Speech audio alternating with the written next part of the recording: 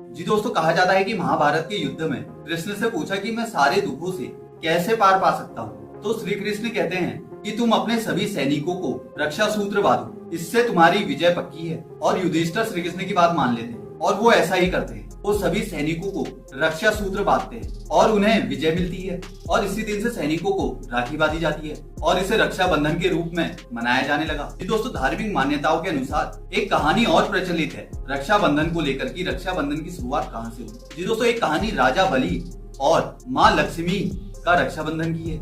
एक राजा बलि बड़े दानी राजा थे और भगवान विष्णु के बड़े भक्त थे। जी दोस्तों, बता दूं कि एक बार क्या हुआ कि राजा भगवान विष्णु को प्रसन्न करना चाहते थे और इसीलिए उन्होंने भगवान को प्रसन्न करने के लिए एक बड़ा यज्ञ रखा। फिर क्या होता है कि अपने भक्त की परीक्षा लेने के लिए भगवान विष्णु ने एक ब्राह्मण का वेश धारण कर लिया और यज्ञ पर पहुंच गए। और यज्ञ में पहुंचकर राजा से 3 पग भूमि दान में मांग ली, जमीन दान में मांग ली। और राजा बड़े दानी थे और वो यज्ञ में पहुंचकर उनने भैया 3 पग मतलब कहा कि भाई 3 पग या 3 कदम कह लो, उन्हें भैया मुझे इतनी जमीन दे दो। तो राजा ने ब्राह्मण की मांग स्वीकार कर ली। 3 पग जमीन तो मांगी है, भूमि तो मांगी है। उन्होंने ठीक है आप ले लो। तो दोस्तों, ब्राह्मण ने, जो कि भगवान विष्णु थे जिन्होंने ब्राह्मण का वेश धारा की थी, तो उन्होंने पहले पग में पूरी भूमि और दूसरे पग में पूरा आकाश नाप दिया। ये देखकर सब वहाँ जितने भी लोग थे सब हक्के बक्के रह गए। लेकिन राजा समझ गए, उन्होंने कहा भगवान अब परीक्षा ले रहे हैं। अब 2 पग तो नाप लिए, इसीलिए उन्होंने तीसरा पग फौरन ब्राह्मण का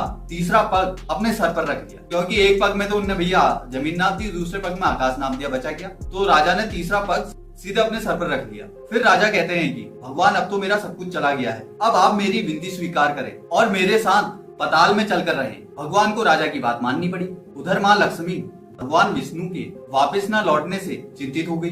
फिर माँ लक्ष्मी ने एक गरीब महिला का वेश धारण किया और राजा के पास पहुंचकर उन्हें राखी बांध दी। और राखी के बदले राजा ने कुछ भी मांग लेने को कहा और उतने में माँ लक्ष्मी अपने असली रूप में आ गई और राजा से अपने पति भगवान विष्णु को वापस लौटने की मांग रख दी। और दोस्तों, राखी का मान रखते हुए राजा ने भगवान विष्णु को माँ लक्ष्मी के साथ वापस भेज दिया। जी दोस्तों, ये धार्मिक मान्यताओं के अनुसार राखी से रिलेटेड कुछ जानकारी। तो अगर आपको जानकारी अच्छी लगी हो तो जुड़े रहें मेरे साथ और चैनल को सब्सक्राइब करें, लाइक करें, शेयर करें, कमेंट करें। जय हिंद, जय भारत।